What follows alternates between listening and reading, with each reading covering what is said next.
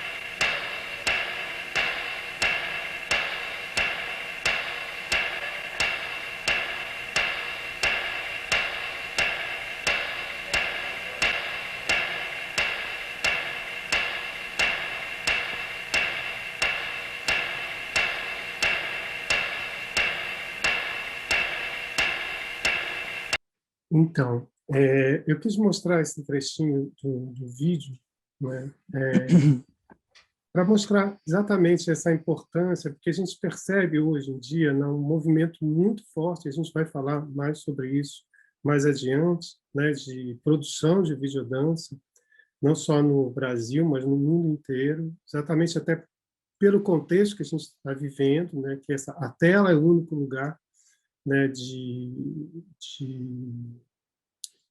conexão que a gente está tendo agora nesse momento, e o que a gente vê também é uma produção muito grande. Então, mas é importante que a gente tenha um pouco dessa ideia do que aconteceu antes, né? E aí, isso aí foi nos anos 70, lá no final dos anos 80, nós tivemos o Carlton Dance também, tinha uma mostra paralela de videodance, chamada exatamente Videodance, né? Depois a gente teve já em 93 uma mostra Gradiente, e foi exatamente nesse momento aí que é interessante que esses momentos assim da minha amizade com o Paulo Caldas, que eu acho que se mistura um pouco com esse processo de criação do Dança em Foco e o Dança em Foco ao longo do tempo, né? Então, todos esses lugares, eu e Paulo estávamos frequentando e a gente não se conhecia. Interessante isso, né? E, e depois nós tivemos também uma mostra que acontecia paralelamente a um festival chamado Dança Brasil, que aconteceu entre 1997 a 2004, no Centro Cultural do Banco do Brasil. E lá tinha uma mostra paralela de vídeo. Eu fazia a direção desse festival e também dessa mostra paralela. Enfim, foi mais ou menos nesse período também que veio o convite do Paulo Caldas para criar o Dança em Foco. Mas nós fizemos alguns eventos anteriores, né? Que aí o Paulo pode falar um pouquinho desses eventos anteriores ao Dança em Foco. Foi tudo em 2003, né? Isso aconteceu ali tudo nesse início de 2003, e o Dança em Foco também começou em 2003. Mas só marcar, Leonel, talvez, com alguma ênfase, a distinção entre aquilo que se passou antes do Dança em Foco e a proposta mais própria, né, do festival. Né? Porque, na verdade, já havia alguns anos era possível identificar mostras de vídeo, né? A mostra de vídeo que acompanhava o Carlton Dance era muito importante. E para mim foi especialmente importante, acho que foi muito importante para toda uma geração de coreógrafos ali, né, no final dos anos 80, início dos anos 90. O próprio Carlton Dance, evidente, né, por tudo que ele fez transitar no país. Aí a gente está falando de um momento em que os fluxos de informação no planeta eram outros, né? A gente produzia acessos muito pela circulação das grandes companhias, o que não era comum, muito pouco também através de materiais que eram naquele momento em videocassete, né?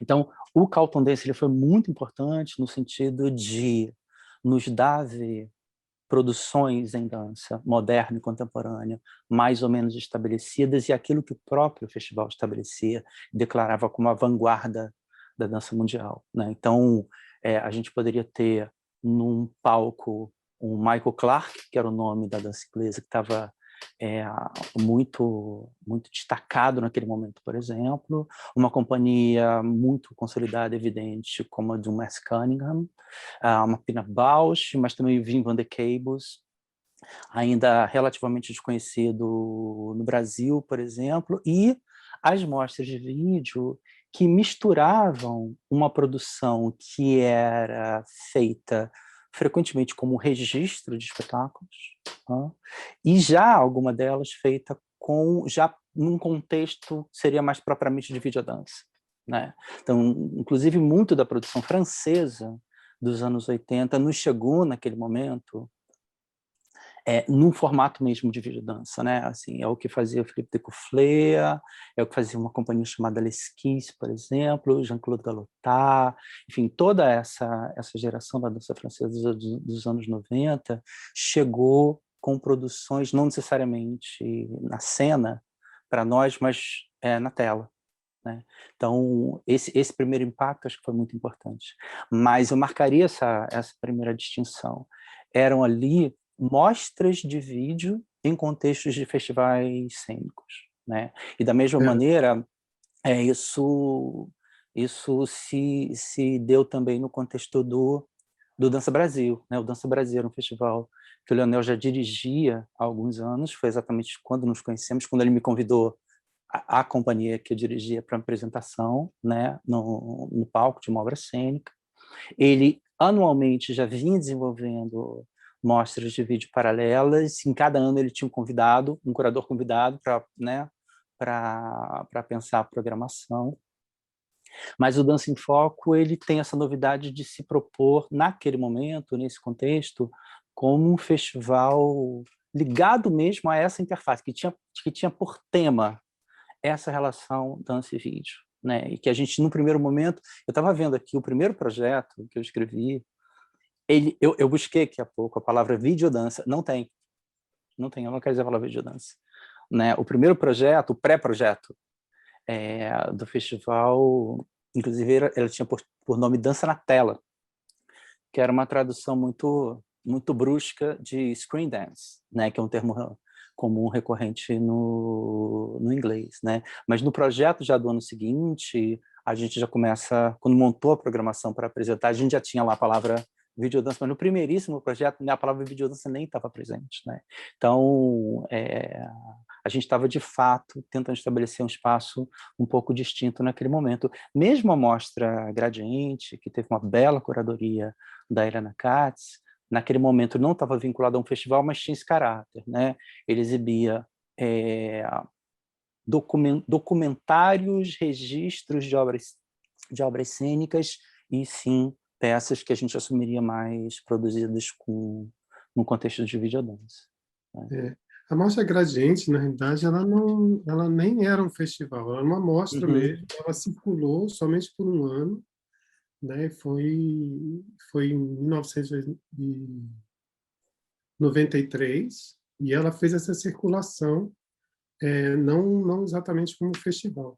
Mas isso realmente é uma distinção. Dança em Foco, ele traz, né, no contexto, uma proposta de se realizar um festival somente voltado para essa relação de vídeo e dança, para essa relação do corpo na tela, né? Tanto é que o próprio nome do festival é Festival Internacional de Vídeo e, com aquele exímio comercial, né?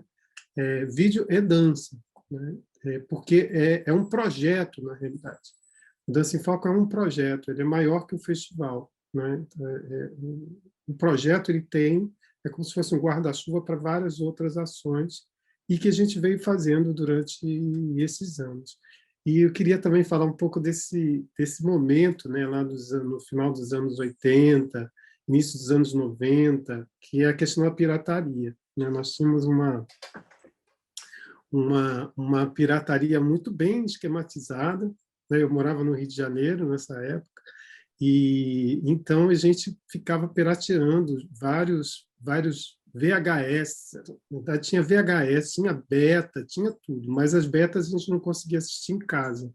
Mas tinha os famosos DVD, não, VHS players, né, que a gente utilizava, só que o sistema que a gente conseguia piratear, quando fazia as cópias, eles vinham diferente, porque o sistema do Brasil era diferente dos Estados Unidos, que era diferente da Europa, da onde basicamente vinham esses vídeos. Então, tudo a gente via verde, via azul, muito verde, muito azul, as cores não estavam muito bem. Era muito engraçado isso, mas nós estávamos muito felizes, né, de ver essas obras mesmo com as cores completamente Eu estou tentando lembrar o sistema PAU nosso. PAU-M? Eu acho que era PAU-M, o deles PAU-M.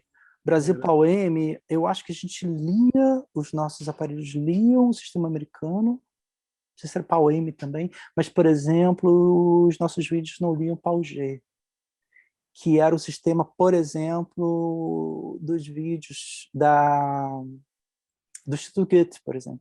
Né? O Instituto Goethe tinha, inclusive, na época, várias obras, num outro formato, que era o formato utilizado na televisão na época, que era o MATIC.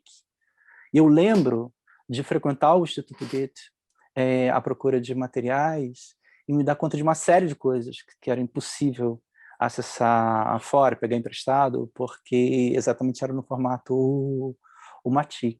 Né? Mas, de fato, muita coisa transitou nesse momento com as piratarias. Né? O Café Milha que transitou pelo Rio de Janeiro naquele momento seguramente veio do Instituto Goethe. Preto e branco. A Sagração da Primavera eu lembro que eu pedi para a biblioteca do Instituto Goethe de Salvador. A biblioteca do Rio trouxe, eu pirateei também e distribuí para a comunidade carioca de dança, né, a Sagração da Primavera. Né? Mas é só para dimensionar o contraste, né, também de acesso, né, assim, de como esses materiais transitavam há 20, 30 anos atrás e a maneira que eles transitam hoje. Né? A gente está falando, de fato, sobre um momento em que tudo que era da ordem da produção, da edição e da difusão era bastante mais complicado, né? Assim, você registrar era mais complicado, você editar era mais complicado, você difundir era mais complicado. Né? Então, e aí, nesse sentido, acho que o Leonel pode falar sobre isso, depois desse convite em 2002, que eu fiz a ele para que ele se aventurasse comigo na realização de um festival, ele próprio, antes que a gente pudesse, afinal de contas, materializar o projeto do Dança em Foco, ele mesmo me convidou para integrar a programação dessa mostra paralela de vídeo no Dança Brasil, e a gente criou, então, esse programa que a gente chamou Painel Brasil, que eu acho que merece uma nota especial, Leonel, nesse sentido, porque ele foi um primeiro programa, né, que teve um alcance, teve um recorte muito específico e teve um alcance muito grande, já antecipando, eu acho, um tipo de circulação que o festival ganhou nos anos seguintes. O Painel Brasil ele foi criado, como o Paulo disse, dentro dessa mostra paralela do Dança Brasil, que é aquele festival que eu comentei no início, dentro do Centro Cultural Banco do Brasil. Todos os anos nós tínhamos lá na sala de vídeo uma mostra, eles geralmente vinham da Inglaterra, vinham também da França e de outros países, onde já tinha uma produção muito forte de videodança, né? De videodança mesmo, não de registros de dança, mas de videodança. E aí, então, eu convidei o Paulo para para a gente tentar fazer um recorte que fosse brasileiro, né? Assim, que a gente pudesse ver o que os brasileiros estavam fazendo, porque até então a gente não recebia só um ou outro vídeo, né, dos brasileiros. E foi interessante que nós fizemos uma comunicação via e-mail para várias pessoas, né, para vários amigos, né, que a gente tinha no Brasil, e esses e-mails começaram a se desdobrar em outros lugares, até fora do Brasil. Então, nós recebemos, naquela época, 40 VHS. Foi muito engraçado nesse momento, porque eu me lembro do porteiro falando: seu Leonel, chegaram mais vídeos aqui. Mais vídeos. E cada dia chegando vídeo. E eu ligava para o Paulo: o que a gente vai fazer com tanto vídeo? Eu não tinha ideia que tinha uma produção tão grande assim. E aí, nesse momento, desses 40, nós selecionamos 30 E a gente teve uma certa dificuldade, né, pela diversidade do material, porque tinha materiais, inclusive, de anos anteriores, por exemplo, materiais dos anos 90, por exemplo, materiais recentes, materiais mais antigos, outros vídeos que chegaram do exterior, de brasileiros que estavam morando no exterior, por exemplo, Marcelo Evelim, um deles, né, que fez um vídeo muito bonito com a Tamara Cubas, né, do Uruguai. Então, vários trabalhos que foram chegando e a gente teve uma certa dificuldade de estabelecer um tema que fosse comum a eles. Então, nós fizemos recorte simplesmente geográfico. Só marcar um aspecto, Leonel, muito rapidamente, só para frisar.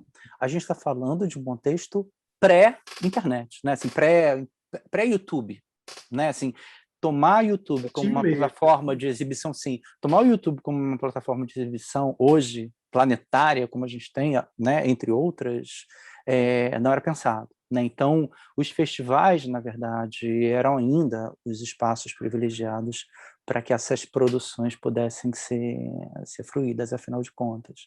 Né? Eu tenho aqui, Leonel, já que eu fiz um parênteses, eu acho que eu vou ler, porque eu localizei aqui, muito simplesmente, o texto que a gente publicou no Painel Brasil.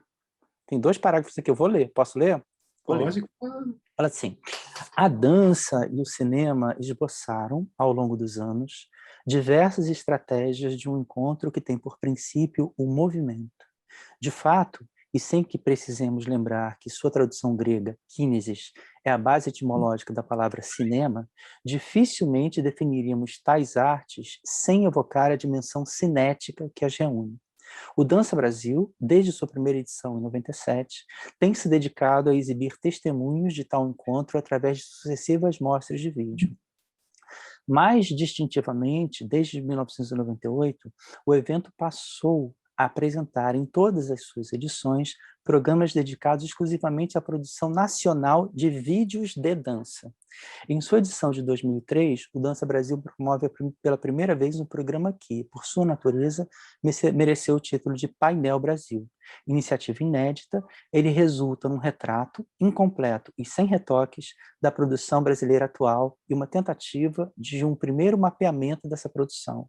E é nessa condição que o Painel Brasil se oferece como incentivo ao debate em torno do presente e futuro do encontro entre a dança e o cinema vídeo no país, seus fundamentos estéticos e suas realidades de produção e exibição. Legal, né? Legal, assim, isso é 20 anos atrás, fiz. Mais de 20 anos atrás. Né? 20 anos atrás. Isso foi 2002, né? Não, acho que 2002. 2002. E o que foi interessante é que a plateia que a gente tinha, a quantidade de pessoas que vinham assistir, era por volta, eu acho que tinham 45 cadeiras, né, na sala de vídeo, ou menos, talvez 35. Então, ficava geralmente com 15 pessoas, 10, 12 pessoas, era a média, né,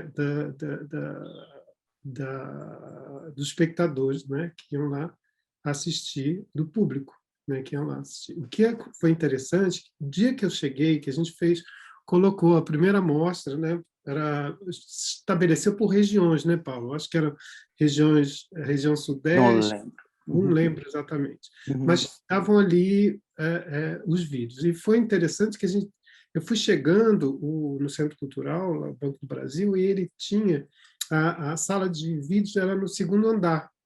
Tinham 2 salas de vídeo lá no segundo andar, e tinha sala de cinema também, lá no CCBB. E eu me lembro, quando eu cheguei, tinha uma fila enorme. Assim.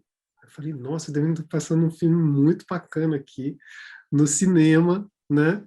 Vou lá para minha sala de vídeo. Quando me deparei, que eu cheguei na porta, estava já um zum, zum, zum, porque as pessoas, muitas daquelas pessoas não puderam assistir. Eram pessoas que não conseguiram entrar. Tinha uma fila de pessoas que não conseguiam entrar. E aí foi um momento muito importante assim, para a gente perceber, né, dessa demanda reprimida que se tinha, né, naquele momento. Isso nos ajudou até né, a ter mais certeza, né, mais segurança para lançar o Dança em Foco no ano seguinte, né, mas você via que tinha ali uma produção brasileira, né, já muito forte nesse período, né, e que tinha um retorno de público, né, de interesse do público muito grande. Então, mas também tinha muitas pessoas ali, tinham várias pessoas que vieram de outros estados para ver seus vídeos ali sendo exibidos, realizadores, né, de outros estados que vieram para assistir também seus vídeos na tela. Então foi um momento muito importante assim dessa que eram possibilidades muito pequenas, né, que a gente tinha, né? Os festivais eram os lugares, né, e continuam sendo de uma certa maneira o lugar de exibição dessa produção. Mas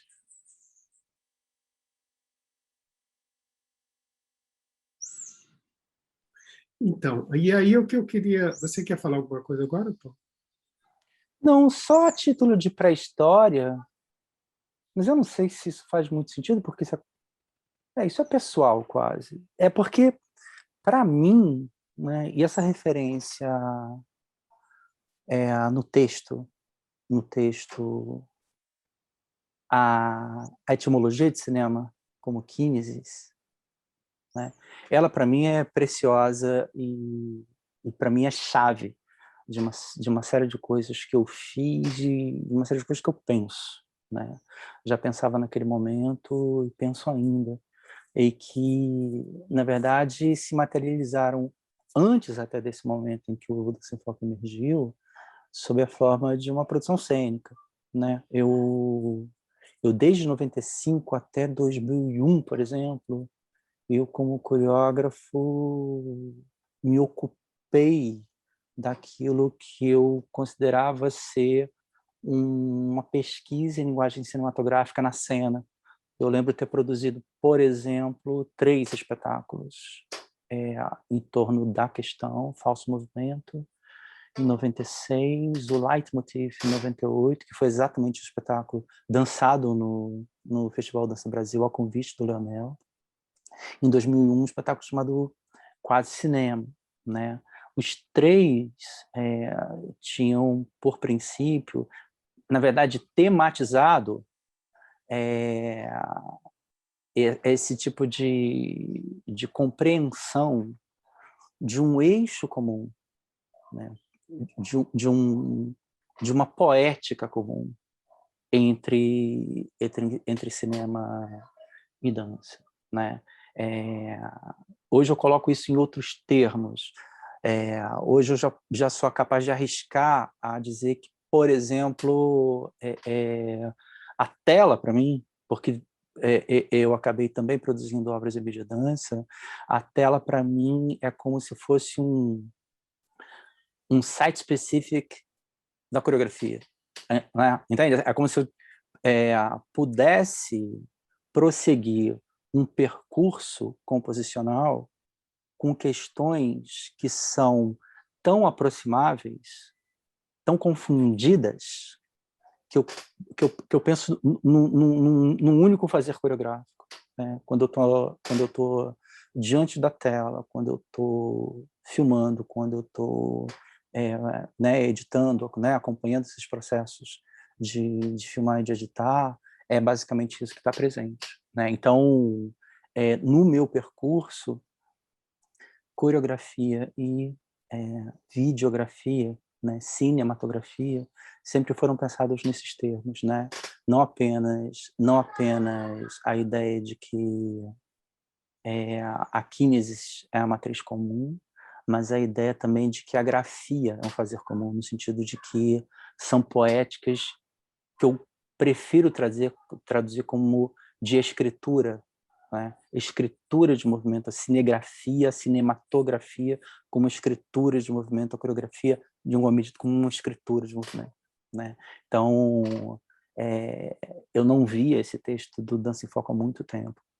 E eu me surpreendi quando eu localizei. Hoje já vi isso ali explicitado nesses termos, né? Mas o festival, para mim, assim, foi um espaço de exercitar num outro regime essa compreensão, eu acho, da dança, da relação da dança e cinema. Né? Só marcar esse aspecto que eu acho interessante. Uma continuidade, né, Paulo? Você trouxe. Eu me lembro do Leitmotiv, que foi exatamente o que foi apresentado no Dança Brasil. E é interessante porque o Paulo ele trazia, inclusive numa das falas dele, ele comenta, né, menciona que trabalhar, né, o cinema no palco sem toda aquela parafernália, sem todo aquele... Sem a maquinaria do cinema, eu falava. Sem a maquinaria do cinema. Maquinaria do cinema. Né? E era interessante, porque, assim, do ponto de vista do espectador, né, eu me lembro de várias cenas, e algumas cenas como se estivesse numa ilha de edição. Né? Agora, uma ilha de edição que você pode fazer no celular é diferente de uma ilha de edição antiga. Você tinha as TVs ali, que você juntava uma cena com outra cena. Era como se estivesse vendo, ao mesmo tempo, vários pontos de vista de uma mesma cena. Então, por exemplo, é como se visse, ao mesmo tempo, uma cena sendo vista de cima, como a gente pode ver com recurso de cinema, e outra sendo vista de frente, por exemplo. Tem outras que viam de frente e de lado também. Então, e para isso, como é que ele resolvia? Estou falando do ponto de vista do espectador, tá, Mal? Então, como é que ele resolvia isso? Colocava uma cena muito muito interessante que tem a Maria Alice, se não me engano, ela estava sentada numa cadeira, né? E o recorte de luz era muito muito definido, então você não vazava a luz para o outro lado, e do outro lado tinha uma outra bailarina, né? Deitada, com a cadeira deitada para a plateia, né? E a coreografia elas conversavam, não é exatamente os mesmos movimentos, mas eles conversavam, é como se a gente estivesse vendo a cena tanto de frente quanto de cima.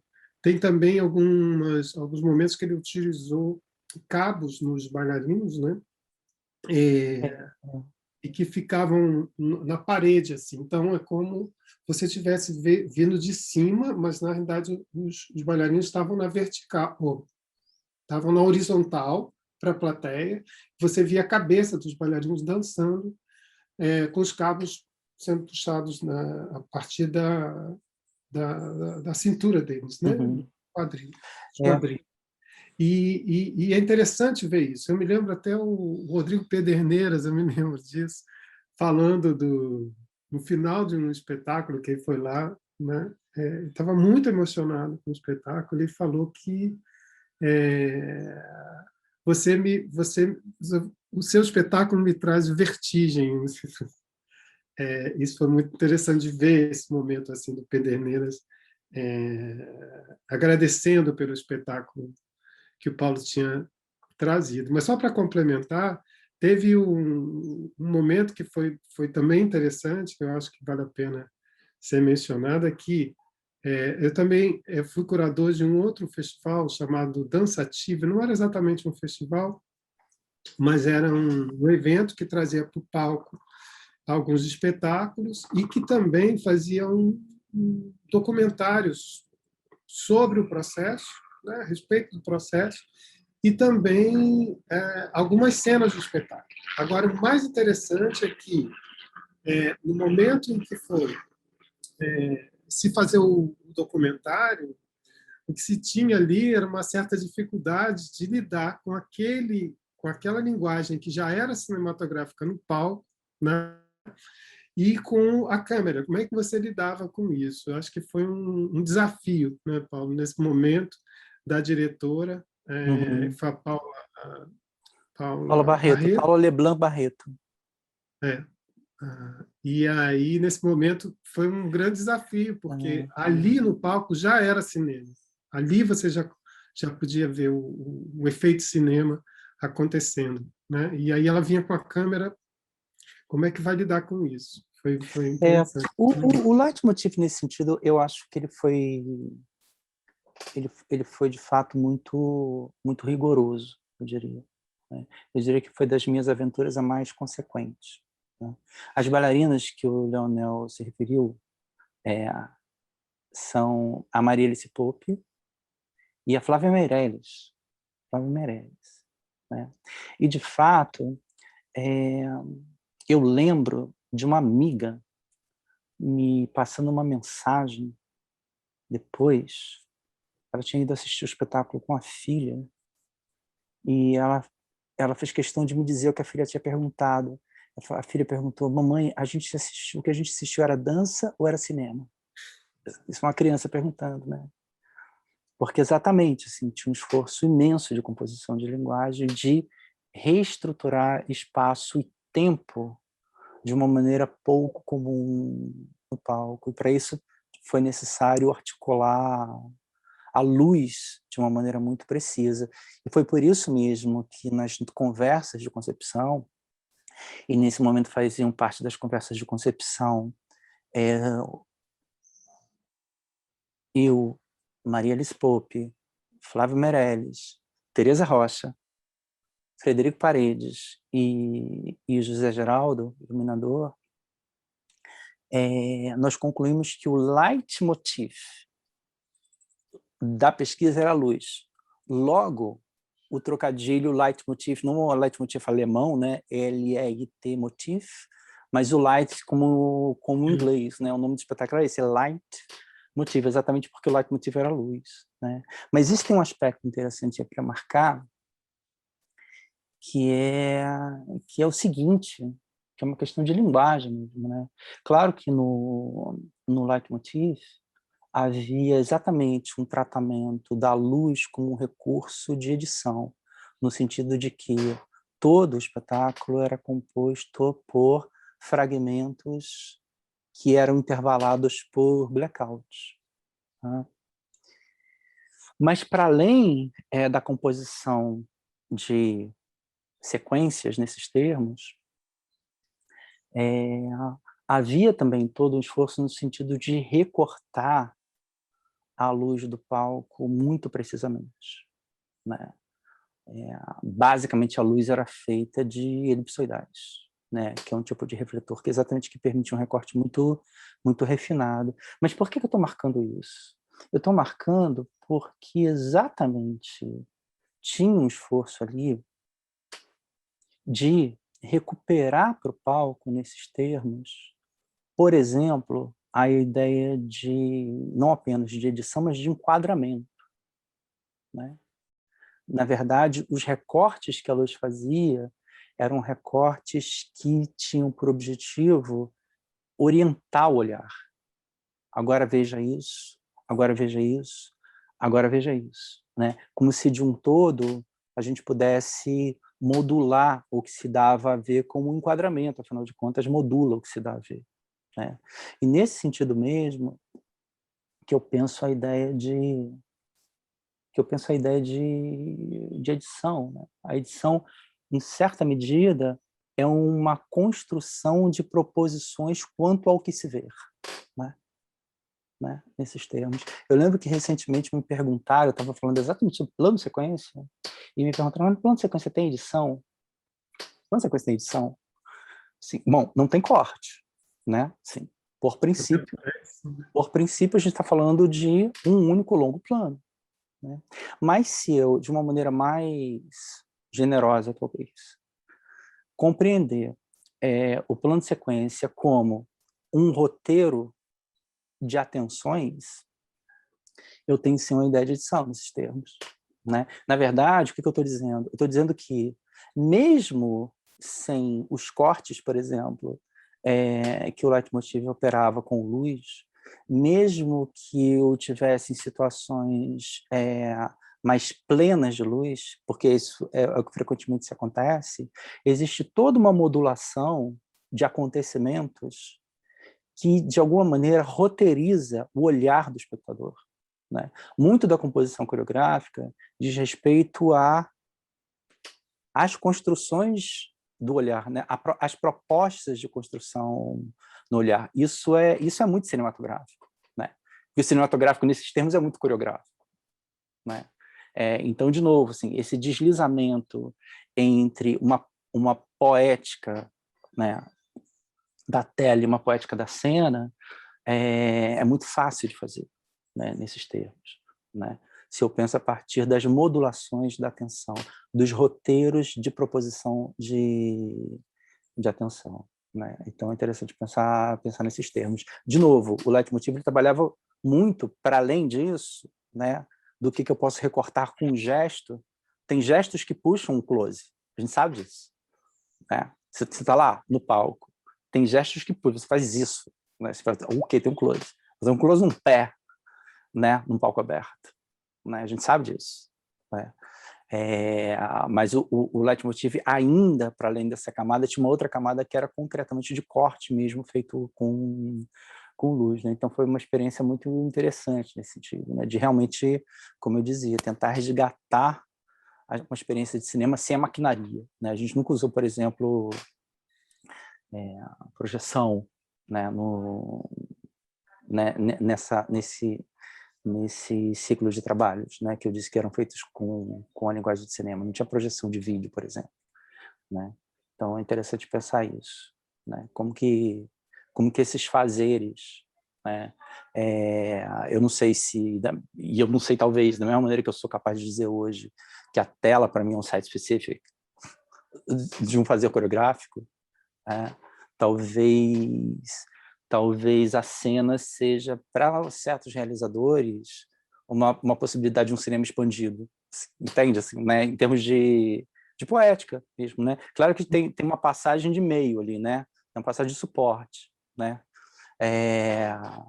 Mas eu acho que esse trânsito ele é plenamente pensável, né? Porque as lógicas, né, são muito aproximadas, né? Eu também queria destacar, um outro aspecto que é interessante marcar também, destacar essa edição de como se vê, né? Porque o olhar do espectador, né, do plateia, quando tá na plateia, ele pode transitar pelo palco inteiro, né? O que tinha ali no trabalho do Paulo é que esse recorte era muito específico, mas vazava alguma coisa do lado, né? Então esse extracampo também é muito importante de ser considerado, por exemplo, numa composição. E aí o Paulo também menciona essa história da edição, né? De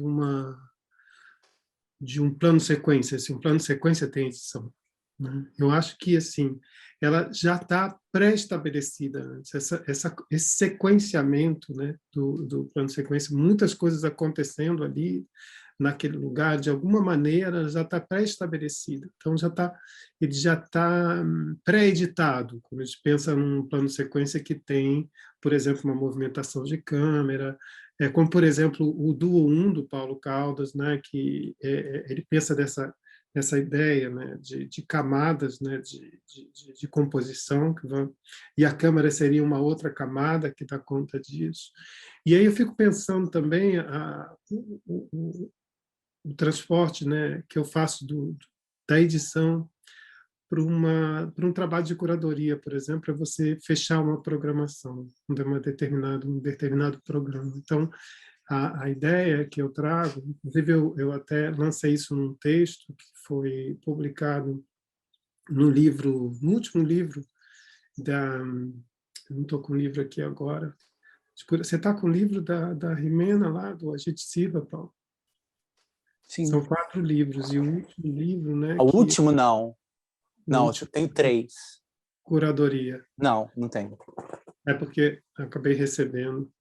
Mas tem um texto meu, então, que ele traz essa ideia de se pensar numa curadoria desse sequenciamento, né, de obras, como se estivesse fazendo uma edição de uma obra, uma composição que ela tem um início, uma continuidade, e também ela termina, né? Ela tem um certo momento que essa sequência vai terminar. Então, qual o vídeo que você abre essa programação, quais são os outros vídeos que vão a seguir, né? E também qual vídeo que vai encerrar essa programação. Como é que você quer que, né, esse contato do espectador, né, dá a ver o espectador aquilo que essa sequência, esse sequenciamento, né, de como é que, por exemplo, quando você vai assistir lá o quarto vídeo, alguma coisa do vídeo anterior, do vídeo 2, do vídeo 1 que abriu, fica, né, na memória de quem está assistindo. Né? Então, e como é que você quer que esse espectador também saia, né, daquela sala de vídeo?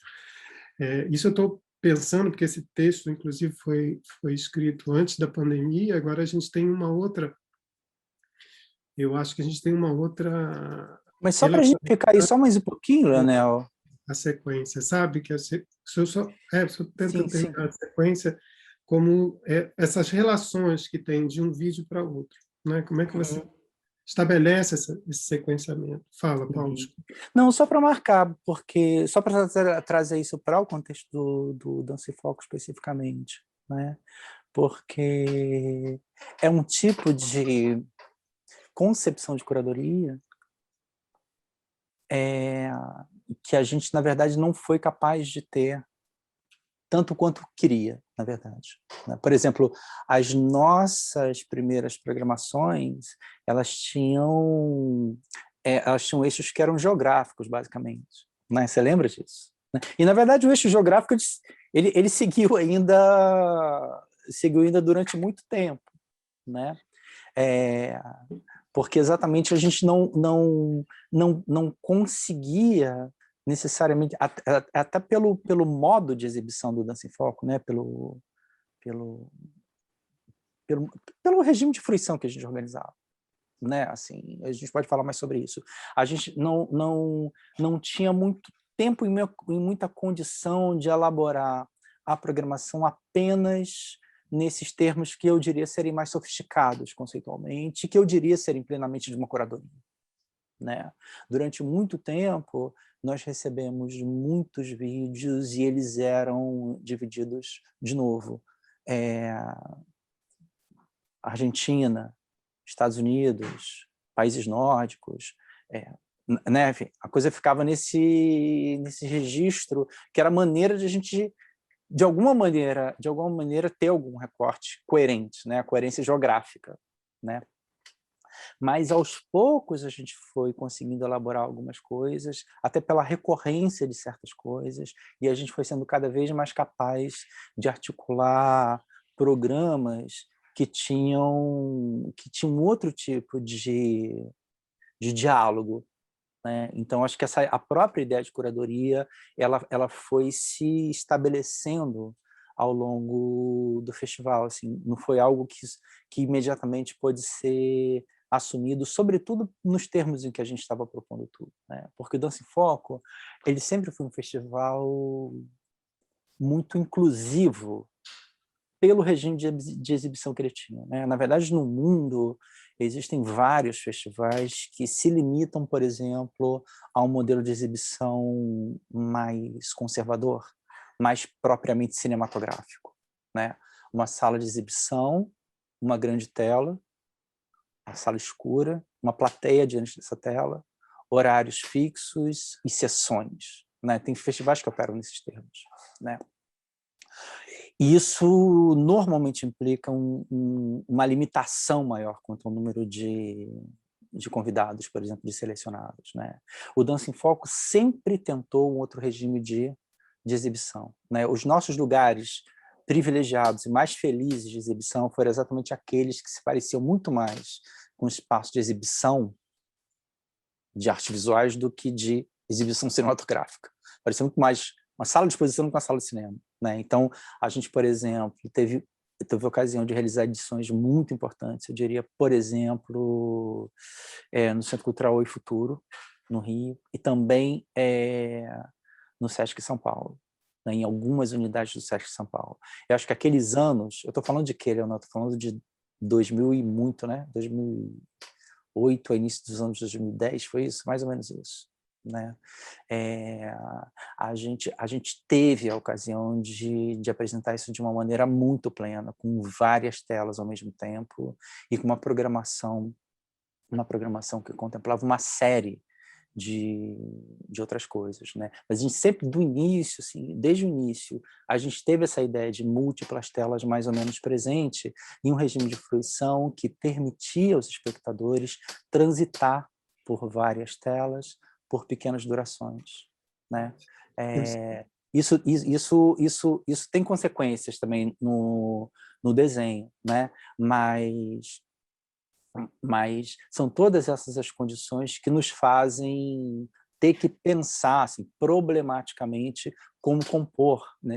Como editar um programa, né? Aí tem questões que são poéticas, tem questões que são rítmicas, né? Tem questões que são, enfim, de várias ordens diferentes que foram se sofisticando ao longo da existência do festival, né?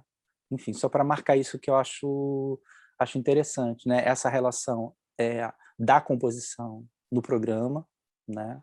A ideia de que, repetindo o que o Leonel disse, a gente edita obras, no certo sentido, para produzir um programa, por exemplo, né? Aquilo tem uma duração, essa duração ela tem um desenho, ela tem uma configuração, ela tem um ritmo, tá?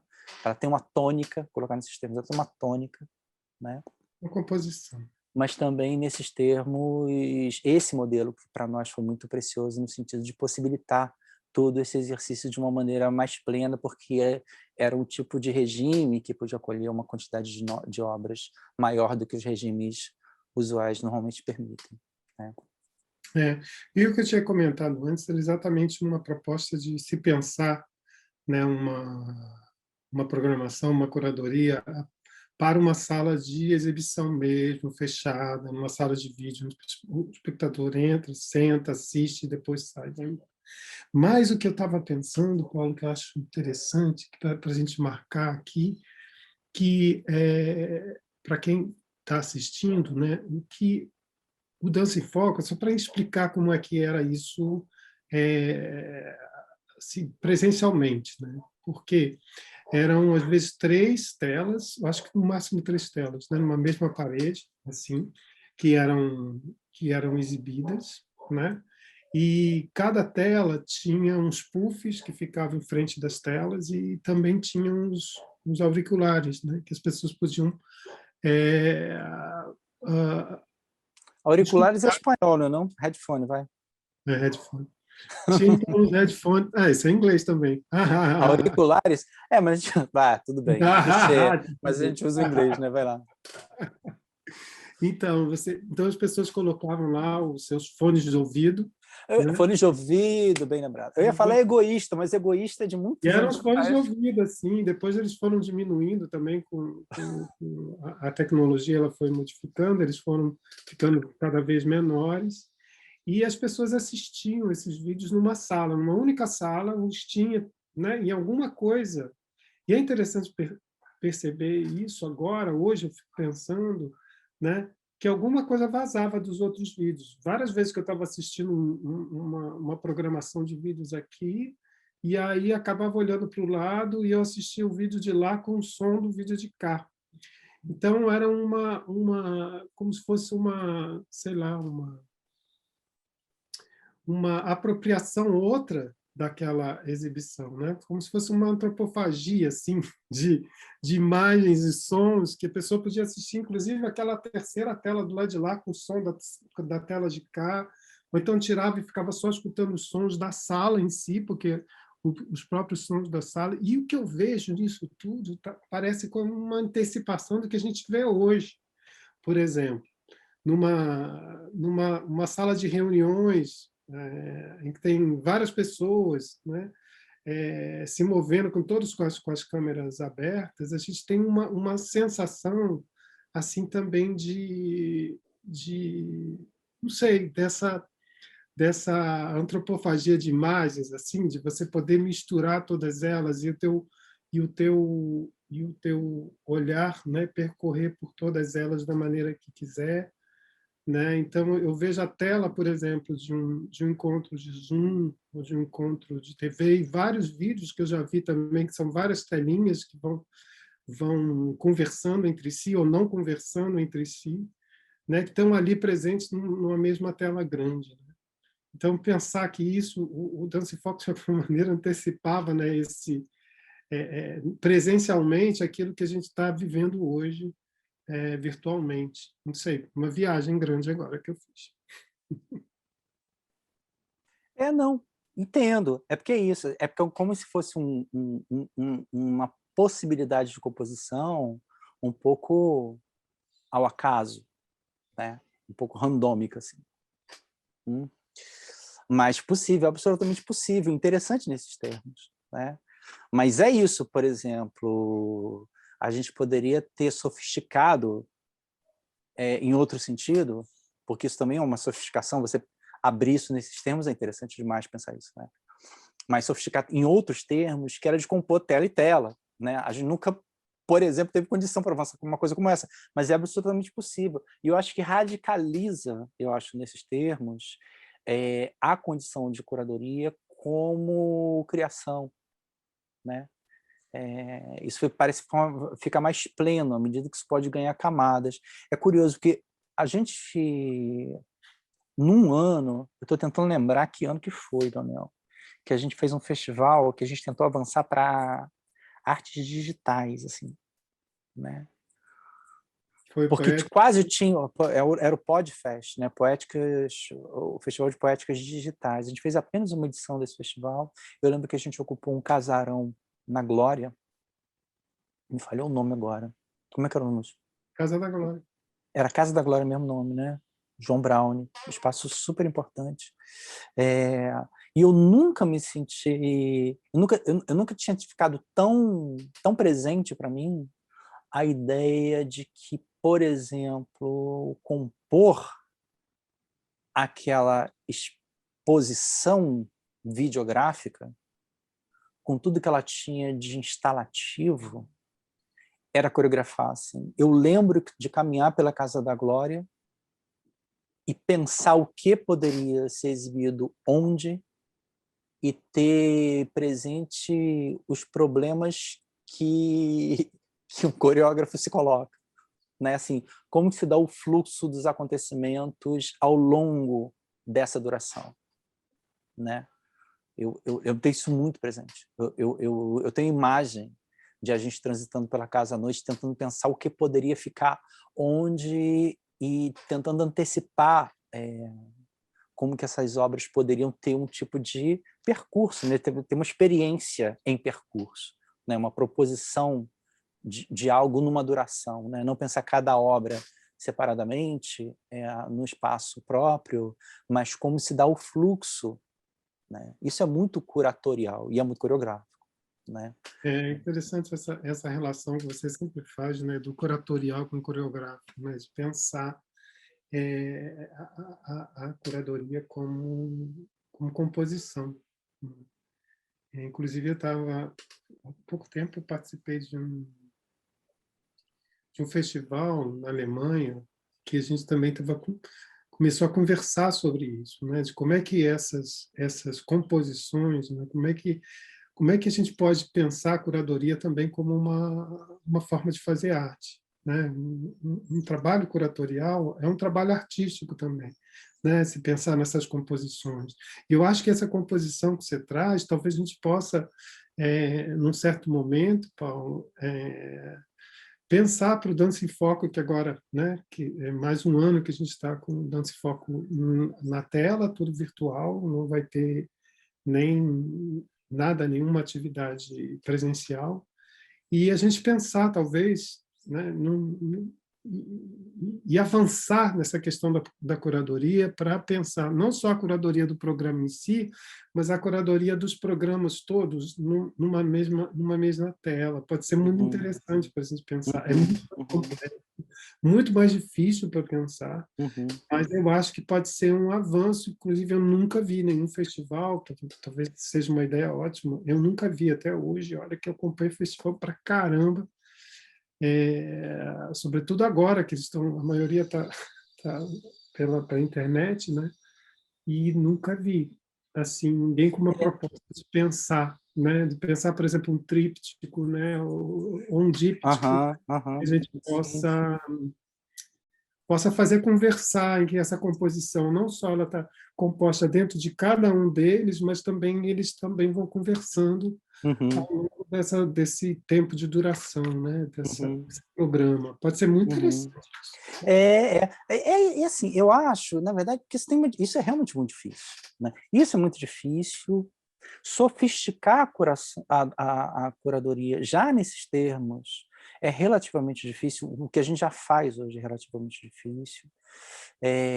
Mas é isso, sim, tem aspectos que eu acho que a gente nunca pôde exatamente chegar pelo fato de que o tempo acaba se impondo de uma maneira que nos rouba a hipótese, né? Porque nossas programações do Dança em Foco, elas são todas montadas com aquilo que nos chega naquele momento, né? A nossa programação ela não é de acervo, né? Então, isso impõe certas coisas para a nossa própria capacidade de ler, né, o que está acontecendo, né? Eu me pergunto muito sobre se tivéssemos as condições necessárias e, entre elas, a possibilidade de tratar não apenas das obras da edição 2021 ou 2020, mas tratar, por exemplo, de um acervo de 5 anos, de 10 anos, por exemplo, né? Porque exatamente assim, essa sofisticação, né, essa sensibilidade, essa leitura, ela supõe algum tempo, ela supõe alguma demora sobre as obras, né? Eu acho por exemplo, quem eu sei ter feito isso foi a Michelle Bargos no Pompidou, por exemplo, né? A Michelle Bargos era curadora do Centro Cultural Georges Pompidou, que realizava, não sei se realiza ainda, tá? Falha minha, uma mostra grande, anual de videodança. E ela se dava essa condição assim, de sofisticar nesses termos, né? De pegar todo o grande acervo do Centro Cultural e montar associações e colocar questões e dar a ver aquelas questões a partir daquela seleção de obras que ela foi capaz de estabelecer, colhendo algo no acervo de 2 anos antes, de 10 anos antes, de 20 anos antes, né? Você ter um panorama de obras de onde você pode pensar e compor, afinal de contas, né? A gente nunca teve o tempo e a possibilidade de fazer isso, né? Mas é um tipo de sofisticação que eu acho muito interessante no fazer curatorial, né? Ela, por exemplo, eu lembro disso, achei genial.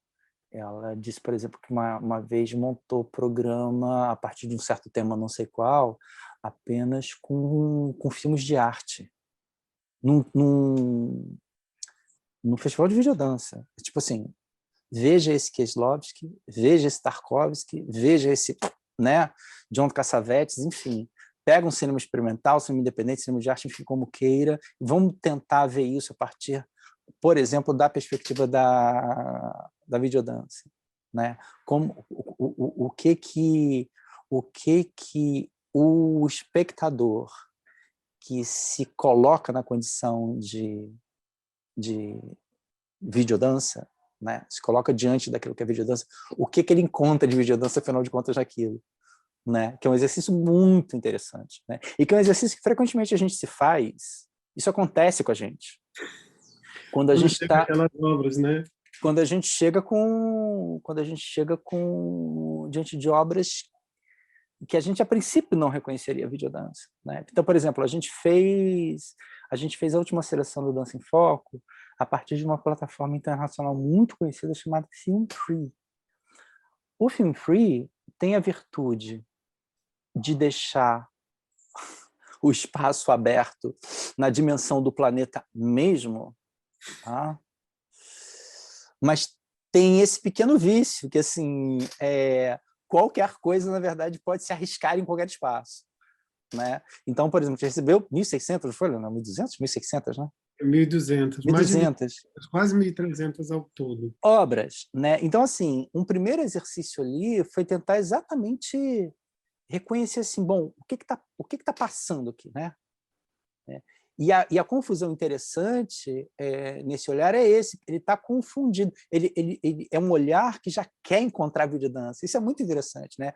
O quanto o espectador constrói, né, ao ver, né, diante de uma certa expectativa, né?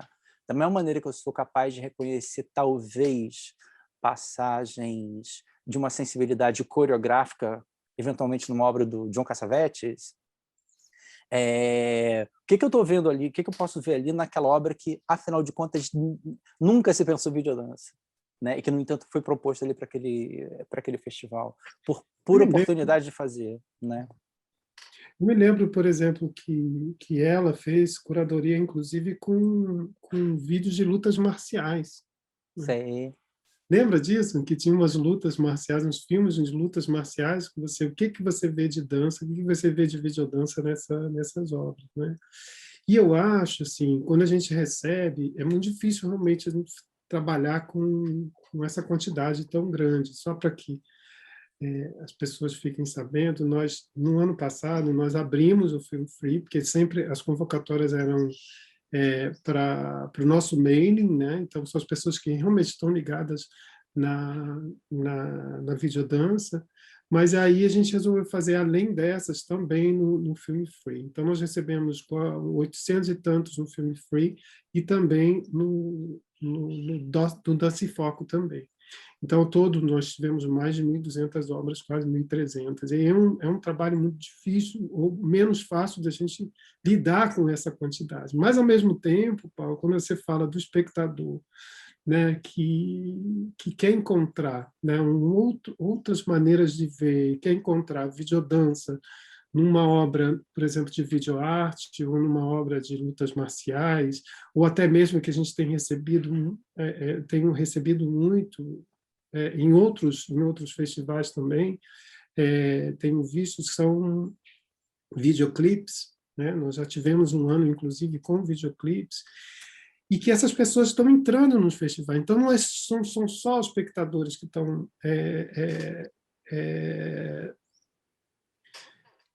trazendo esse questionamento, né, intencionando esses modos de olhar dos curadores, mas também os realizadores, os próprios realizadores, né? Talvez a gente não tenha percebido isso no ano passado, e talvez tenha passado algum vídeo que parecia, por exemplo, um anúncio de alguma coisa, um anúncio de tênis, por exemplo, um anúncio de roupa, que tem algum pensamento de dança ali, um pensamento de videodança naquela composição, e é que a gente não conseguiu perceber, e deixou como um anúncio, né?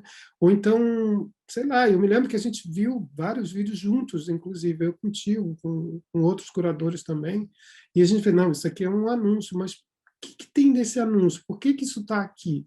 Né? Eu sei que tem uma galera ali dentro do Film Freeway que é franco atirador, entendeu?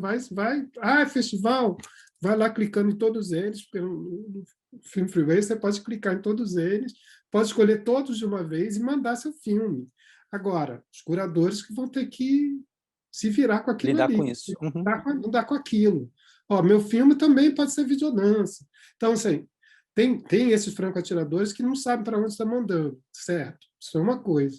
Né? Mas tem outros que estão questionando mesmo, estão tensionando o nosso olhar. Isso que eu acho bacana, que eu acho que tem que a gente ficar mais atento a isso. Né? Nós vamos abrir curadoria para esse ano, acho que no ano que vem a gente pode pensar, né, de abrir novamente a curadoria, né? Mas eu acho que ano que vem, essa ideia também dos acervos, a gente trabalhar sobre os acervos, nós vamos ter o 20º festival. Então, o que acontece? Esses 20 anos de festival, a gente pode realmente se debruçar sobre esses materiais que nós recebemos ao longo dos 20 anos, e aí sim poder, com calma, né, fazer um outro tipo de curadoria, e não com 1.200, 1.500 obras. Alguém me falou, o que foi que me falou? Que recebeu agora 2.300. Foi o Samuel Retortilho, lá do Fever. da Espanha, Festival Fever, Festival de Videodança. Ele recebeu 2.300 obras. O que são 2.300 obras? Eu acho que não dá nem para você assistir tudo, você tem que viver só para assistir essas obras. Nem para fazer uma curadoria, você tem que assistir essas obras várias vezes, né? Então tem que ter ali, vai fazendo um recorte, até poder ter um recorte mínimo para que a gente possa, né, se debruçar por elas por várias vezes, poder assistir cada uma delas para poder fazer esse desenho, né, essa composição. Mas eu acho que essa ideia também é boa. Estão vindo várias ideias boas para o Dança em Foco em 2021 e 2020, né?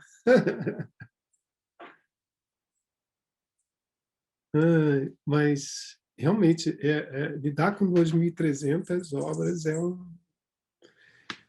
um outro tipo de relação que tem que entender, né, também essa demanda reprimida de hoje. Assim como a gente teve uma demanda reprimida lá em 2002, quando a gente receberam aqueles vídeos brasileiros, agora a gente tem uma demanda reprimida do contexto atual. As pessoas estão produzindo dentro de casa, estão produzindo de outras maneiras. E tem uma certa... outros modos operandi assim, das pessoas poderem produzir. Elas podem produzir com celular dentro de casa, sozinhos até, né? Então, pode estabelecer lá sua dramaturgia, sua composição toda inteira e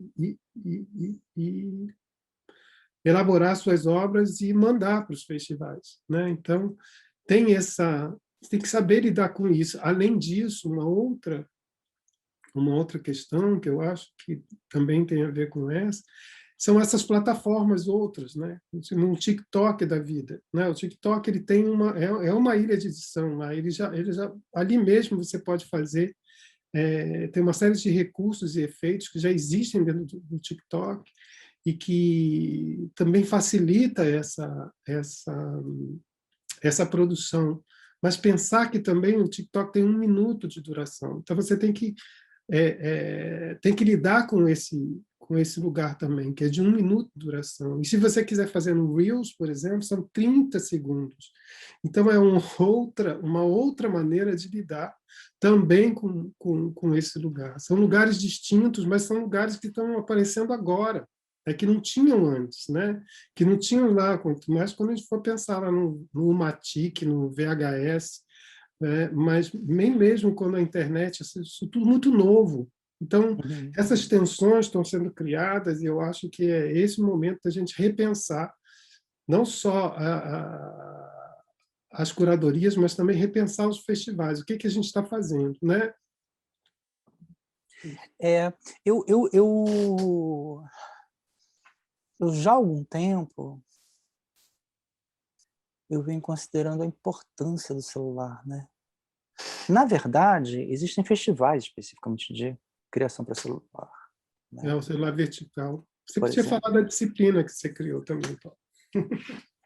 Por exemplo, nesse semestre na UFC eu criei uma disciplina especificamente para tratar de criações com celular, né? Mas, na verdade, agora, por exemplo, né, em 2021, isso é apenas declarar algo que está mais ou menos já dado, né? Assim, em larga medida dado. Porque eu lembro de anos atrás, quando a gente, de uma maneira muito, assim, entusiasmada, propôs produções em celular no Dança e Foco. Lá no início do celular ainda. Lá no início do celular. E assim, você poder gravar, editar no celular, era algo absolutamente novo naquele momento. E eu confesso, até onde eu lembro, a gente sequer estava no iPhone. Eu acho que, se bem me lembro, era o Nokia, porque eu tive o Nokia N95, depois o Nokia N98. Era um telefone que estavam começando a ficar smart e que, por exemplo, permitia uma edição, né? E eu lembro de a gente fazer, eu estou tentando lembrar que ano que foi, mas a gente fez uma convocatória para criação de celular, realizou, e eu lembro de a gente exibir no Dança em Foco na própria tela do celular, né? Enfim. Hoje a gente já está num momento completamente diferente, né? E eu insisto muito no fato de que, sim, há celulares hoje que têm, tecnicamente, as possibilidades de semelhantes, aproximáveis às câmeras, né? As câmeras de vídeo sofisticadas. Então, assim, de um celular sofisticado com uma câmera de vídeo sofisticado, tem uma passagem possível, não tem um gap tão grande, não tem um, né? Você já tem realizadores hoje trabalhando apenas com celular, né? O Steven Soderbergh, acho que as 2 últimas obras dele, salvo engano, foram feitas em celular. Claro que a gente está aí falando de, talvez, no Steven Soderbergh, de alguém que está com o último celular, cheio de lentes, cheio de estruturas de, né, de steady, né, assim, Recursos, né? né, né, materiais, né, de software, enfim. Claro que tem isso numa ponta, mas a gente tem desde sempre a possibilidade de tratar aquilo que é supostamente precário como materialmente o que é e como linguagem, né? Há muito tempo eu insisto sobre isso, né? Não necessariamente pensar uma defasagem entre o dispositivo que eu disponho e a última geração que ele tem como um problema, né? Um problema. Isso é linguagem, né? Isso é linguagem. Isso pode virar linguagem, isso pode virar elemento de linguagem, né? Então, eu lembro, por exemplo, olha que doido que eu vou lembrar agora. Não era o celular, não, tá? Não era o celular, não. Foi meu primeiro plano de sequência. Meu primeiro plano de sequência. Mas tinha uma coisinha assim que gravava, né? Eu me lembro. Eu tinha um... Cara, por acaso, tá até aqui, ó. Tá até aqui, ó. Porque isso aqui, na verdade, fazia o que os celulares depois vieram fazer. Tá aqui por acaso, que eu estava exatamente todo dia resgatando essas máquinas gigantes. Isso aqui, por exemplo, né? Isso aqui foi lançado, acho que 20 anos atrás. Abre isso, por favor, para as pessoas lerem. Isso aqui era um gadget, assim, incrível. Que você podia ouvir MP3 nele, fazer gravação de voz nele, tirar foto e gravar vídeo. Resolução baixíssima, baixíssima, baixíssima. Mas na época era uma novidade. E eu lembro que, por exemplo, quando eu estava reensaiando uma coreografia que eu tinha criado para a Angel, em 99, no Dança Brasil também, convite do Leonel lá, tá? A gente fez o Leitmotiv em 98 e em 99. Eu fiquei envolvido num outro convite dele, mas nesse momento para um espetáculo que teve por título Outras Danças, teve a direção geral da Teresa Rocha, aliás, e 4 coreógrafos, se não me engano, compusemos peças curtas para essa noite. E uma delas era esse Inscrito, dançado pelo Angel Viano, que eu coreografei a Angel. E a gente estava ali no início dos anos 2000 resgatando essa coreografia, porque ela, desde então, ela não parou de dançar. Agora ela deu uma parada, né? Mas a Angel tirou uma reta assim que ela, assim, até circuito nacional SESC que ela fez, dançando muito. E esse trabalho ela dançou muito. E eu lembro de ela resgatando a coreografia, e eu com essa máquina eu filmei ela lembrando da coreografia, ela consultando as anotações dela, num plano sequência. Eu fiz um plano sequência, viajei no plano sequência, vim por dentro da lente do óculos dela, passei por fora. Vim. E esse plano sequência meu, por exemplo, ele virou base, né, e material para um vídeo do mesmo nome, Inscrito, que fizemos eu e o Rodrigo Raposo, por exemplo, em 2006. Né? E que, Foi por exemplo, premiado. foi premiado, inclusive, no Festival Tapias, né? Que tinha uma amostra de vídeo e que era competitiva, né? Enfim. Por exemplo, uma das soluções, que eu estou falando assim, a precariedade vira poética, a solução é baixíssima. E o Rodrigo, eu lembro, ele trabalhou, a gente estava com muitas referências do Peter Greenaway na época, principalmente do... Oh, meu Deus, da Tempestade. Como é aquele filme que ele fez sobre a Tempestade? enfim, do Peter Greenaway. Ele trabalhava várias camadas, assim. Então, por exemplo, esse vídeo que eu compus, ele foi uma de várias camadas de tela que o Rodrigo compôs, por exemplo. Então, porque ele não podia abrir muito, porque ele ia pixelar demais, né? Então, por exemplo, essa defasagem, essa precariedade nesses termos, acabou nos induzindo a um certo tipo de solução na composição da tela, né? E eu sempre gosto de pensar isso no sentido mesmo da restrição composicional, né? Porque a restrição composicional é, de alguma maneira, uma lida com a realidade material das coisas, né? O meu corpo, ele pode ser pensado como uma restrição composicional o tempo todo, né? A câmera que eu tenho, seja ela qual for, é uma restrição composicional. O 1 minuto do TikTok é uma restrição composicional. Os 30 segundos, os 15 segundos de uma publicidade convencional é uma restrição composicional, né? Então, eu posso tomar tudo isso, na verdade, como algo que intensifica, às vezes, os processos de criação, né? No sentido de que eu preciso me obrigar a maquinar certas coisas diante desse recorte material aqui, dessas condições materiais aqui, né? É um recorte do mundo, assim. Não é a última câmera, é essa aqui, ó. Tem essa resolução. Eu não tenho estabilizador, ela treme, né? Então, o que eu faço com isso? Né? O que eu faço com isso? Posso fazer um filme de terror. Filme de terror, normalmente, tem a câmera muito tremida. No outro dia, eu falando assim, a Bruxa, né, de Blair tem que ser com a câmera na mão, assim, entendeu? Assim, a questão vira linguagem, né? Assim, né? Por exemplo. Então, assim, a gente tem um aluno na UFC, adoro citá-lo, o Ayad, que é a banca do trabalho de TCC dele, né? Ele fez um documentário com o celular dele, lindíssimo. Ele é um artista que trabalha na periferia, ali engajado em questões LGBTQIA+. Fez um documentário sobre os processos de ensaio, criação e apresentação do grupo de que ele faz parte, com o celular dele. E eu lembro, por exemplo, de ele, em determinado momento do processo de edição, ter problemas com o próprio computador. Ele falou: Paulo, não tem problema não, eu sigo editando no celular, por exemplo, né? Então, isso assim, é um pouco pensar a restrição nesses termos mesmo composicionais, né? Não pensar pelo negativo, daquilo que priva, do que está subtraído, mas daquilo que recorta e pode ser potencializado e intensificado. Penso muito a restrição nesses termos. Inclusive, como toda restrição, e eu insisto muito sobre isso com frequência,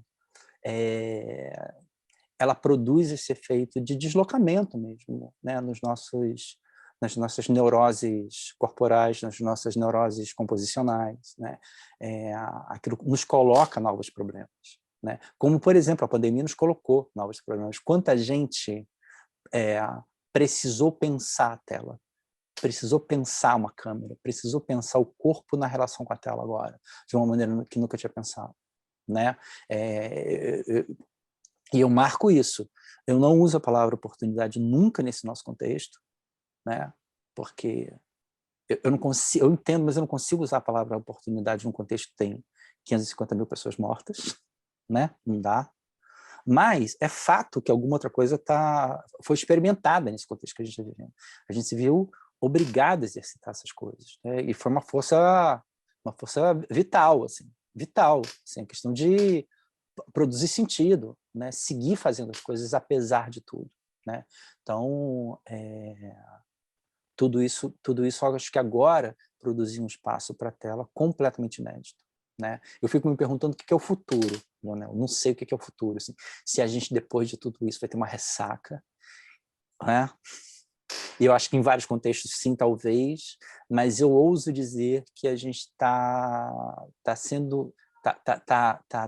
transitando por um lugar agora que eu acho que ganha um outro status definitivamente, eu acho, né? Eu acho que os fazeres para a tela, de alguma maneira, eles vão seguir sendo pensados, né? Eu acho que a gente já aprendeu muito sobre a tela, até como um espaço de exercitar o fora da tela, né? Ou a tela ou a tela em espaços externos. Eu penso muito assim, o que pode ser exercitado que antecipa questões de imersão, questões de interatividade, questões instalativas, né? Acho que a gente avançou muito em pensar essas coisas, mesmo aqui nesse contexto dessa tela que às vezes é tão pequena porque é de um celular, né? E essa questão da restrição você já aborda num texto, agora eu não vou lembrar o título, inclusive já trabalhei com ele, com os alunos, né? Quando eu sugeri, né, a gente trabalhar com restrições. Foi um ano, né, foi um semestre que a gente trabalhou somente com restrições. É um vídeo de 1 minuto, todo mundo achava que era um pouco tempo, né? E tinha que ter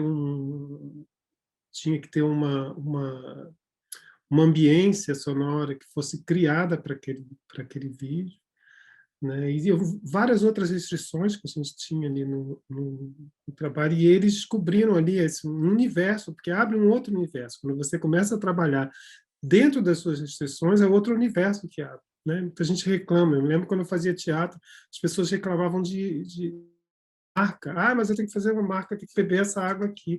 Mas você pode beber essa água de várias maneiras diferentes, né? Pode abrir essa tampa de várias maneiras diferentes. A restrição, ela não é impeditiva e ela não é restritiva na criação. Ela exatamente abre para poéticas outras, né? Outro lugar de criação, né? E esse lugar também de lidar com a tela, né? Esse contexto que a gente está vivendo agora, de a gente não só lidar com a tela, mas lidar com a tela dentro da sua casa, descobrir lugares da sua casa que são lugares que você nunca tinha habitado, nunca tinha visto antes como lugares possíveis, né? De composição, de estar ali naquele lugar e compor com aquele lugar, compor com aquilo ali, aquele cantinho ali, eu posso fazer alguma coisa com aquele cantinho, você nunca já pensado nisso, né? Eu me lembro que a gente participou agora de um seminário, que foi o seminário TEP, que foi que é um projeto que a gente tem com a Universidade de Lisboa, né, a UFC com a Universidade de Lisboa, e a gente estava falando também com os animais da casa, lembra? Porque teve uma apresentação que foi da Daniela Guimarães, que teve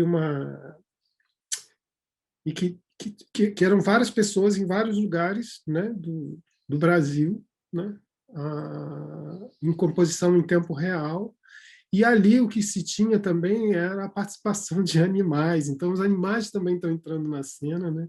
E até os gatos em especial, eles entram mesmo, eles fazem parte da tela, eles vão clicando na tela ali, vão pisando na tela, eles compõem. Então é um outro contexto que não se pensava antes, né? É um outro contexto, por exemplo, hoje em dia eu consigo, né, pensar, né, uma possibilidade de se ter um seminário que seja totalmente virtual, isso é normal a gente ver. Mas também a gente pode pensar num seminário que seja híbrido, e que hoje em dia é muito mais fácil de se pensar. Quando se tinha um seminário híbrido, há um tempo atrás, antes da pandemia, né, era alguma coisa extraordinária. E agora hoje a gente não percebe isso mais como alguma coisa extraordinária. A gente percebe isso como alguma coisa mesmo do cotidiano, do dia a dia, porque a gente já se acostumou também com esses outros contextos. Porque assim, o futuro, eu acho que já é hoje, sabe, Paulo? Ele já está estabelecido, já está dado, né, nesse lugar de hoje, assim. Porque eu acho que a gente começou a se relacionar com esse lugar, que é essa tela, né, que a gente está aqui agora conversando, e esse lugar, que é esse lugar possível, né? Eu acho que a questão é só de cuidadosamente, de novo, assim, lidar com a materialidade das coisas, né? Não considerar evidente que a tela resolve certas coisas, ela produz outra coisa, é outro lugar, né? Outro tipo de experiência, né? Então, onde a gente saber a importância, o sentido da presencialidade, a importância e o sentido da não presencialidade, né? colocar isso nesses termos, né? Se a gente tiver a tranquilidade, a sabedoria de lidar, né, com esses lugares e estrategicamente pensar o sentido e oportunidade de cada um deles, eu acho que a gente tem alguma coisa a aprender. Porque é evidente que a dança na tela não é a mesma dança do palco, né, da cena, né? Tem questões aí que são de outra ordem, mas são da ordem da diferença, não são da ordem da perda, da passagem de um caso para o outro, né? A gente afirmar esses lugares como lugares distintos e possíveis, de modos distintos, né? Assim, então, eu acho que a gente, de fato, precisa avançar muito nesses termos. Eu mesmo insisti muito durante esse último ano e meio, e isso vai seguir, né? Sobre não tratar a câmera como um paliativo, né? Assim, o que a gente pode afirmar da câmera aqui? Né? Assim, não é pensar que estou fazendo videodança porque né, não estou podendo exatamente fazer agora, porque senão eu largava tudo agora. Não, assim, o que a gente pode fazer aqui? Porque é outra coisa, né? Eu gosto muito de pensar o que a gente está trabalhando na tela agora. Claro que concretamente esse movimento aconteceu, né? Eu não estou podendo ter uma dança cênica, ter uma dança na tela, ok, né? Mas não tem uma abordagem melancólica com relação a isso, né? Não, é outro lugar para ser afirmado, né? Ponto. Né? E esse lugar pode nos ensinar muito. E esse lugar ele tem um trânsito muito grande, apesar de ser outro, com fazer composicional, assim, né? Que a gente tem na experiência cênica, né? Coreográfica normalmente, né? Enfim, eu acho importante marcar esse aspecto. E eu acho que é nesse sentido que a gente pode seguir, considerando que eu acho a tela vai seguir em outros termos, né? A tela pode seguir em outros termos. E tem muita gente fazendo já, né, Paulo? Mas elas não conseguem identificar o que elas estão fazendo, né? Então, e tem também essa demanda, né? O curso que eu dei para Claro. inclusive, tiveram 80 inscritos. Uhum. 80 inscritos. E eu me lembro que eu tinha apresentado para a Carmen Jorge, vamos fazer uma oficina teórico-prática, que eu queria também dar alguns trabalhos para as pessoas poderem experimentar, mas com 80 pessoas não tem condição. Então, vamos começar a recortar, vamos começar a fazer uma seleção. E aí, quando eu comecei a fazer a seleção, eu liguei para a Carmen e falei, Carmen, é impossível fazer uma seleção, porque tem muita gente, muitas áreas diferentes. Né? Tem gente de cinema, tem gente de artes visuais, tem gente de música, de dança, e que elas estão querendo fazer, estão querendo entender o que elas estão fazendo, estão querendo, né, começar a trabalhar nisso. Então, é uma demanda que não dá para cortar. Vou cortar quem aqui? Quem é que vou trabalhar só com um bailarino, coreógrafo, só com um cineasta, ou só com um músico? Isso tudo compõe uma composição, Uhum. um trabalho de videodança, sabe? Todos eles são saberes, né? Que eles acham que tem que conversar, tem que estar juntos, e não eu sair deletando essas pessoas. Então, assim, então vamos mudar, né? Então, concluímos. A gente ia mudar, não ia ser mais nada prático, ia ser totalmente teórico, e para a gente poder ter todo mundo junto, né? Uhum. Conversando, né? Trocando essas ideias, né? Então eu pensei, não, então isso vai acontecer na Casa Hoffman. E quando eu fui para uma outra oficina, mais 80, no outro mais 60. Então tem muita gente de vários lugares que estão nesse momento também, sabe, de querer saber o que elas estão fazendo, que já estão fazendo, muita gente já está fazendo, né? Uhum. E o que eu falo mesmo, não perde tempo de ficar pensando o que é que eu estou fazendo, se é videodança, se é videoarte, se é videoclipe. Faça e deixe os curadores e pesquisadores e críticos darem conta disso, entendeu? Foi o que a gente comentou agora. Chegam obras assim que elas nos tensionam, sabe? Que Claro, claro. Outro, outro, dança, o que é isso, né? outro dia eu Impressionante. cheguei a de uma maneira que eu disse assim, olha, eu vou ser muito pretensioso agora, mas é uma pretensão pessoal, você pretensioso de uma maneira comunitária. Eu disse assim, eu penso que, sim, nós que fazemos dança, né? Se a gente se aventura, né, na videodança, a gente traz consigo um dado muito interessante, que é uma certa... Como que eu posso definir isso? É uma ignorância sábia, uma sabedoria ignorante, no sentido de que talvez a gente não seja capaz de operar nos mesmos termos que alguém que tem um histórico no audiovisual vai operar, com as mesmas sintaxes, com o mesmo léxico, com os mesmos procedimentos que estão consolidados nas artes visuais, mas exatamente pela ignorância e por uma sabedoria, e uma sabedoria de algo aí, a gente pode produzir coisas que são muito interessantes e distintas daquilo que às vezes está cristalizado demais né, nesse contexto que já está construído nesses termos, entende? Assim, eu acho que a gente tem uma ignorância nossa, assim, que talvez nos permita aventura que olhares mais construídos talvez não aventurem. Entende o que eu quero dizer? Só isso, assim, né? A gente entende, assim, né? Tem a ver um pouco com a figura que quem tinha isso? A gente falava do o leigo erudito. Sabe assim, o leigo erudito? Ele tem uma erudição de várias coisas, não é daquilo ali. Mas o fato de ele ter esses outros saberes nutrem aquela investida que ali naquilo é inaugural. Né? Mas ela já é cheia, ela já é plena de algumas coisas, que podem ser muito interessantes e intensificadoras daquilo que naquele momento é novo. Né? Então, eu tenho essa pretensão, assim, eu acho que a gente que que faz dança, que vem da dança, né? A gente se aventura, pega uma câmera, eu sei que a gente vai arriscar coisas com muito mais ímpeto do que alguém que entende, assim, que tem um histórico construído ali.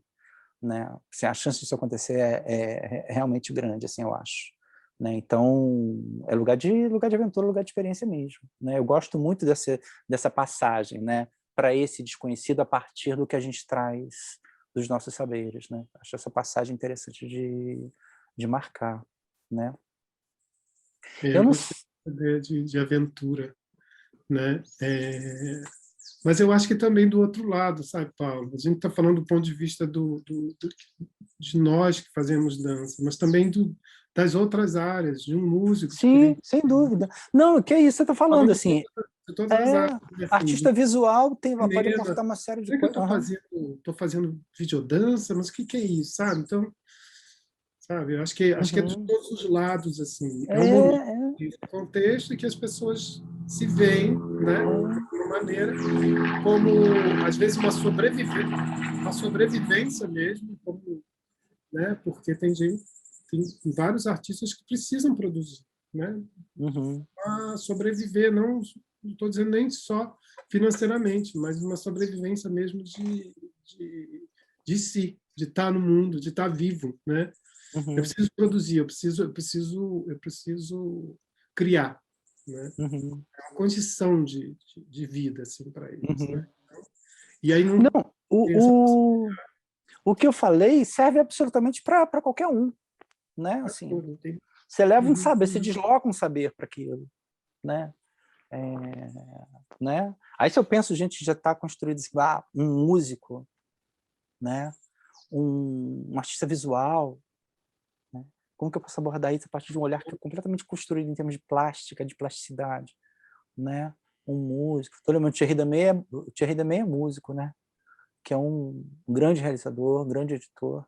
Eu fico imaginando o quanto a música, por exemplo, o saber musical colabora na construção das imagens de um Thierry Demey, por exemplo. Né? Só para citar alguém que eu sei, que já teve no Dança em Foco, a gente já trouxe, né? E que, por exemplo, é músico e... Né? Enfim. Mas é isso. Eu não sei, eu queria marcar algumas coisas, assim, porque a gente já... Oi, fala. Terminando, né, Paulo? A gente tem que começar a fechar. Pois é, mas eu estou um pouco Vai aqui marcando, já a gente já vai. só querendo falar muito rapidamente de coisas que a gente não falou. Uma coisa que eu queria falar, claro, porque a gente está aqui falando, gente, de um festival que está construído, né? Que assim, ele nasceu desse primeiro encontro, sim, mas imediatamente ele já foi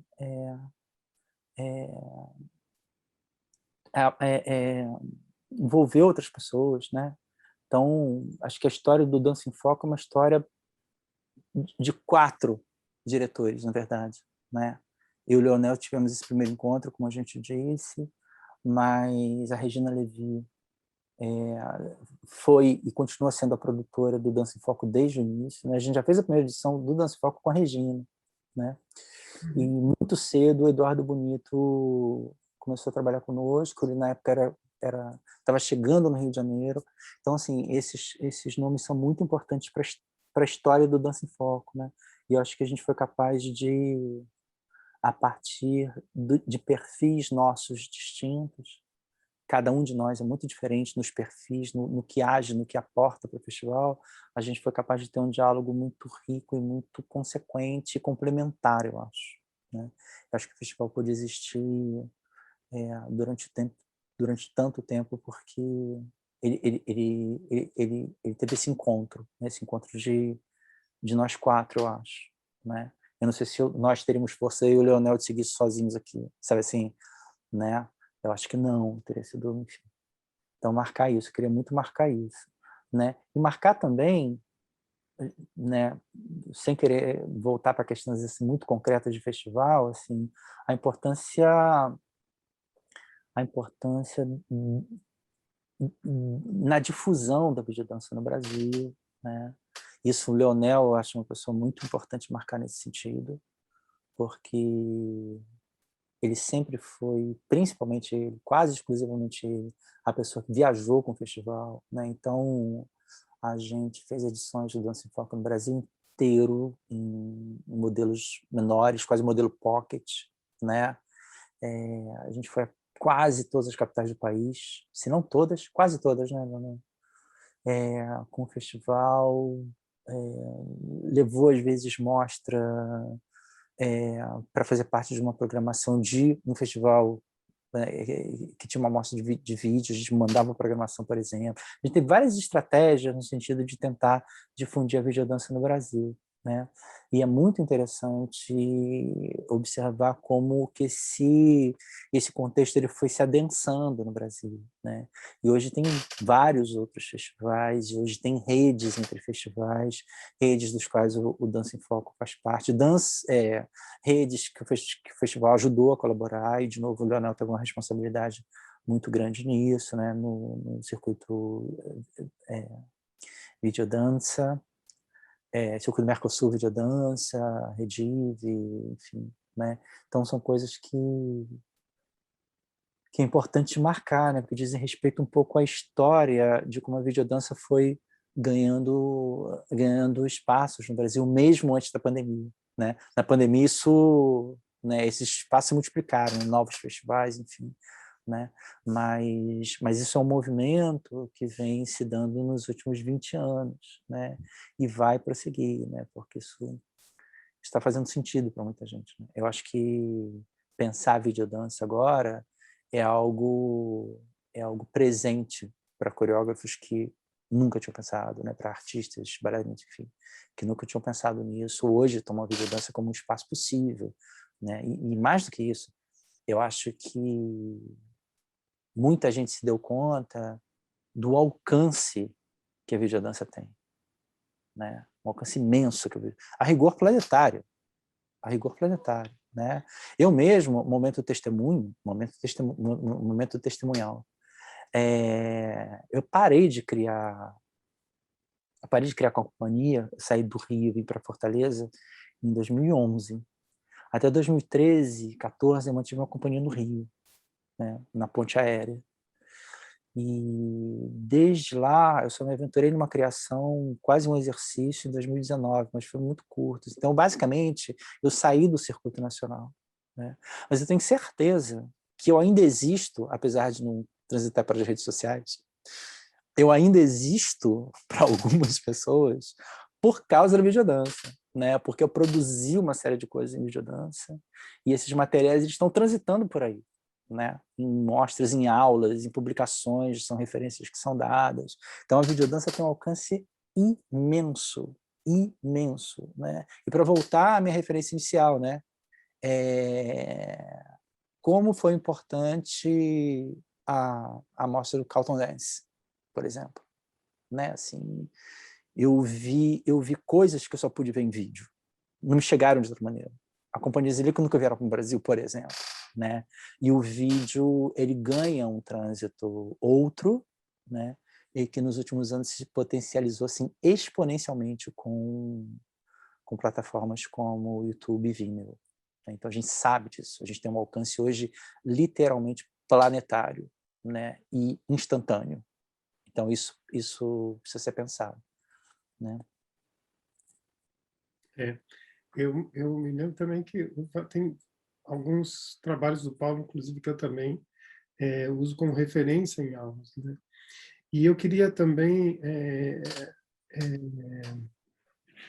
trazer uma informação para vocês com relação ao Dança em Foco, que é importante. Nós tivemos publicações também, foram 5 livros, né, que publicamos.